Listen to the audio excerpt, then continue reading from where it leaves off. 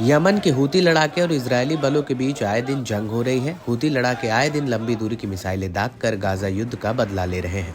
हूतियों के बढ़ते हमले इजरायल के लिए चिंता का सबब बनते जा रहे हैं। इजरायली एयर डिफेंस सिस्टम भी अब हूतियों के हवाई हमले के सामने मात खा रहे हैं। इससे इजरायली शहरों में हो रहे नुकसान और तबाही भी बड़े पैमाने पर देखने को मिलती है।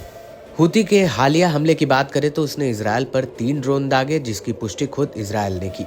इजरायली रक्षा बल ने बताया कि हूतियों के ड्रोन ने इजरायल में घुसपैठ की कोशिश की, जिसमें उसने 2 ड्रोन को मार गिराया और 1 ड्रोन इजरायली क्षेत्र में पहुंचने में सफल रहा। इसी कड़ी में अंसार अल्लाह के नेता सैयद अब्दुल मलिक बदरुद्दीन अल हौती ने बताया कि यमन के लोग और सशस्त्र बल गाजा के समर्थन में इजरायली कब्जे का विरोध करना जारी रखेंगे। इसके साथ ही गाजा पर लगातार हो रहे इजरायली हमलों पर बात करते हुए उन्होंने कहा कि फिलिस्तीन और अरब दुनिया के व्यापक क्षेत्रों पर पूर्ण कब्जे और इजरायली शासन का अंतिम लक्ष्य है, जिसके लिए वो ग्रेटर इजरायल के कॉन्सेप्ट पर काम भी कर रहा है।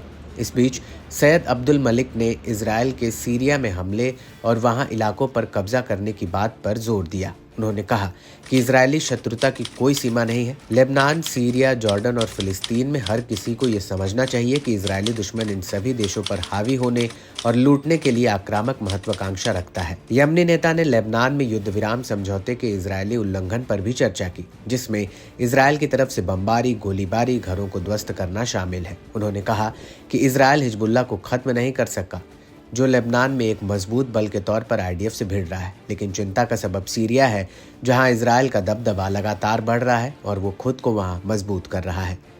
इसी कड़ी में उन्होंने बड़ा दावा किया और बताया कि अमेरिका पूर्वी सीरिया में स्थिति का लाभ उठाकर नए सैन्य अड्डे स्थापित करके और अपने नियंत्रण का विस्तार करके अपनी उपस्थिति को मजबूत कर रहा है। अमेरिका और इजरायल दोनों ही जासूसों और तोड़फोड़ करने वाले समूहों की भर्ती करके सीरिया में आंतरिक घुसपैठ करना चाहते हैं, सीरियाई लोगों की सुरक्षा को निशाना बनाना चाहते हैं और समाज को तोड़ना चाहते हैं।